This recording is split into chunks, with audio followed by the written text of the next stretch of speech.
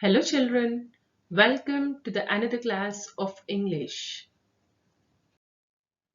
Children, in this session, as you all know, we are going to deal with our unit 2 titled Social Issues.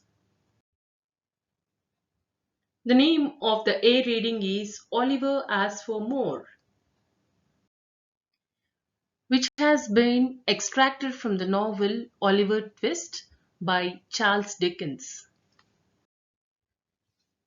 Children, in the last session, you were introduced to a boy called Oliver and who is asking his master Bumble for some more. Children, what do we observe in this picture, children? Yes, orphan and child labor. Yes. Children, you were already introduced to this word called orphan, orphanages, as well as child labor in our previous session. Here, we can observe children working in the factories. They are working as child labor and they are isolated from their families. Children, you are aware that Oliver, who was orphan, was brought to the workhouse and presented before the live board. Oliver had no clear idea of a live board. He was rather astonished by the information.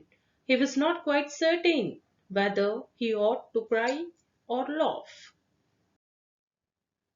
Mr. Bumble was the in charge of the workhouse. Mr. Bumble staffed and ill-treated the children in the workhouse. Before entering into the further reading, let's see some glossary. Confinement, putting in a prison or a closed room. On to the next one, stupefied, shocked. Apprentice, one who works under a skilled person. Ladle, a long-handled spoon used to serve liquids. Children will come across this word in our lesson. Bow, move one's head or the top half of one's body forwards and backwards as a sign of respect. Forthwith, immediately at once. Brushed away, dropped. Let's enter into the further reading of our text. Yes. Children, unlucky Oliver as he was, till now all the children in the workhouse had dinner, enough breakfast, tea, supper, everything. They were playing the whole day. Now they are going to cut the food. They are going to lessen the quantity of the food that was supplied to them. They are going to serve them with thin gruel. You know, children? Yes, gruel, it's a porridge type of thing. It's a soup sort of thing made with the help of rice flour or ragi flour. And they are to serve this gruel 3 times. Along with this gruel, a special dish is they would be given onion thrice a week. All the children were lazy and they were not working, and it was the misfortune of Oliver. Yes, as soon as he entered into the workhouse, children, all the rules were changed. And this happened for many days. All the children become pale and thin. See, let's see the further reading, children. For the first 6 months, after Oliver Twist was moved in, the system was in full operation. As a result, during this period, the number of workhouse inmates got smaller and the inmates themselves shrank in size and became thinner. The room in which the boys were fed was a large stone hall with a big copper bowl at one end, out of which the master, dressed in an apron for the purpose and assisted by 1 or 2 women, ladled the gruel at mealtime. Of this festive composition, each boy had one basinful and no more, except on occasions of great public rejoicing, where he had 2 ounces and a quarters of bread besides. The basins never wanted washing. The boys polished them with their spoons till they shone again. Yes. When they had performed this operation, they would sit staring at the copper bowl with such eager eyes as if they could have devoured the big bowl itself and everything in it. At the same time, they sucked their fingers most carefully to catch up any stray splashes of gruel that might have stuck thereon. Boys have generally excellent appetite. Oliver Twist and his companions suffered the tortures of slow starvation for 3 months. Children, so what happened is generally as soon as Oliver entered into the workhouse, all the rules which were there before were completely changed, and the board officials in the meeting they thought that this orphanages have become the regular place of entertainment for the poorer classes. So they thought of cutting down their meals, and they decided to give only thin gruel 3 times a day with onion twice a week. So what has become is generally as growing children, yes, they have a good appetite. Appetite is hunger. They have decided that either they have to starve gradually in the workhouse or to go out. Yes, without see the growing children, they generally have more appetite. They have more hunger. If they were done like this, these children will go out, or they will die. They will starve inside the house, or they will go out. That was the main motto of the board meeting, members of the board. So as soon as they drank and went to the work, immediately everything it means it got one among them was very strong and tall. Yes. They had to starve gradually in the workhouse. As they got so voracious and wild with hunger that one boy who was tall for his age and hadn't been used to that sort of thing, for his father had kept a small cook shop, hinted darkly to his companion that unless he had another basin of gruel per day, he was afraid he might some night happen to eat the boy who slept next to him, who happened to be a weakly youth of tender age. He had a wild, hungry eye, and they believed him. A council was held, lots were cast as to who should walk up to the master after supper that evening and ask for more, and it fell to Oliver Twist. Yes, so what happened is, as soon as they drank that gruel which was offered to them and went to the work, immediately everything digested. So one among them, who was very strong and tall by his age, he said that if you do not give me extra food, I will come and eat any one of you who is sleeping beside me, he said. When they heard these words from that particular boy, yes, they wanted to make a decision that they have to ask for extra gruel. Now, there arises the question that who should ask for extra food? They put the lots.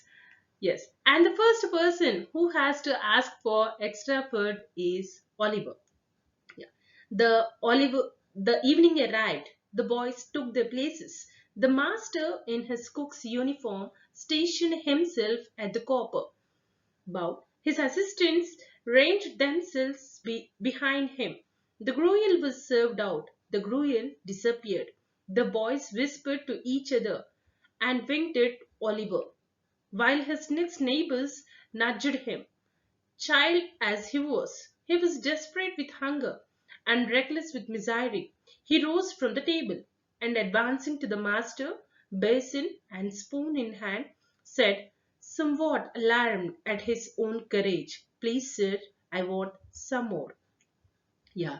So the evening has arrived and the boys have taken their places. They were supplied with the gruel which was allotted to them. And after the complete gruel was served, the gruel gradually disappeared. Yes. Now the boys started to whisper among each other. Yes, they started to whisper among each other, and they saw Oliver's face. Now it's turn of Oliver to go to the master and to ask for more gruel. So Oliver has taken his own courage to ask his master. He went to the master and said, "Please, sir, I want some more." The master was a fat, healthy man. See, the master is Mr. Bumble. Mr. Bumble was a fat, healthy man, but he turned very pale. He gazed in stupefied astonishment on the small rebel for some seconds and then clung for support to the copper. The assistants were paralyzed with wonder, the boys with fear. Yeah, when Oliver asked this word to the master, all his assistants were in astonishment, and the people around are in wonder, and the fear was filled in boys' eyes. "What?" said the master at length, in a faint voice. So the master is asking Oliver. "What?" he said. "Please, sir," replied Oliver, "I want some more." Yeah, again Oliver said the same sentence to him, that "I want some more." The master aimed a blow at Oliver's head with ladle and shrieked aloud for the beadle. Yeah, he aimed a blow at Oliver's head, and he's asking for the beadle. The board was sitting in the solemn meeting when Mr. Bumble rushed into the room in great excitement, and addressing the gentleman in the high chair, said, "Mr. Limkins, I beg your pardon, sir. Oliver Twist has asked for more." Yeah. Now Mr. Bumble has taken this Oliver, and he to the board, near the board. They were in solemn meeting at that time, and he said, addressing to the gentleman in the high chair, Mr. Limkins is the gentleman who is sitting there, and he said, "Sir, I beg your pardon. Oliver Twist has asked for more." He said that, "Sir, Oliver Twist is asking for more." Yeah, there was a general start. Horror was depicted on every countenance. "Yeah, for more," said Mr. Limkins. Yeah, all the people around, they are in utter this countenance, and they said, "Yeah, for more." Yeah, compose yourself, Bumble, and answer me distinctly. Do I understand that he asked for more after he had eaten the supper allotted by the board? Yeah. So again, he's asking Mr. Bumble that Oliver has asked for more after he has eaten the supper allotted by the board. "He did, sir," replied Bumble. So Bumble replied that yes, he did, sir. He asked for more. He asked for more. "That boy will be hung," said the gentleman in the white waistcoat. "I know that boy will be hung." Nobody contradicted the prophetic gentleman's opinion. An excited discussion took place.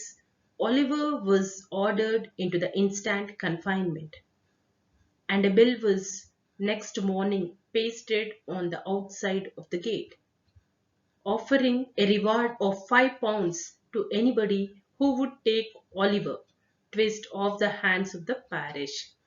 See, after the thorough discussion that was held, Oliver was ordered into the instant confinement, and the next morning itself, the bill was pasted on outside the gate, showing that offering a reward of £5 to anybody who would take Oliver. Yeah, anybody who wishes to take Oliver, they were given £5.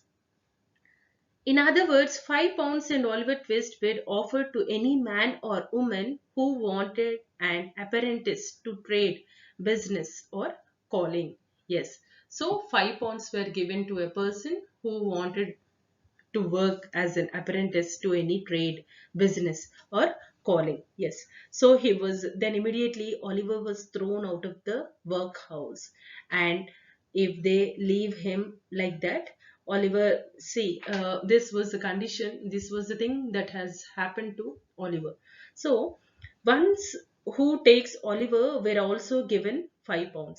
Children, after going through the complete novel of this Charles Dickens novel, Oliver Asks for More, here we can see the condition of the children in the workhouse was that they were given very less food and they were made to work more. This was the pathetic condition of the children in the workhouses. Let's quickly start our reading comprehension part to check your understanding. Let's see the first one. How old was Oliver when he was taken to the regular work? Yes. How old is he, children? Yes. Oliver was 9 years old when he was taken to the regular work. On to the next one. What was Oliver's job at the regular workhouse? Yes, what was his job? Picking oakum. Yes, then we'll write in this way. Picking oakum was Oliver's job at the regular workhouse. Let's see the next one. Why did the boy stare at the copper bowl? Oliver and other young boys at the workhouse are always hungry, as they never get enough food to eat.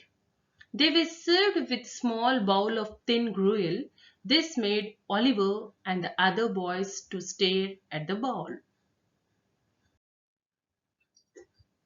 On to the next one, children. What happened to Oliver at the end of the story? Yes, at the end of the story, Oliver was given instant punishment.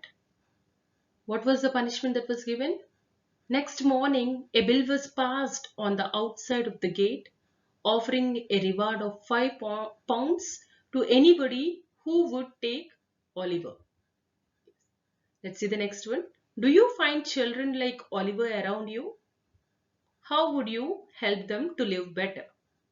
Yes, it's an open-ended question, children. You can express your views, whatever you wanted to write, you can write. Let's begin. We'll begin writing in this manner.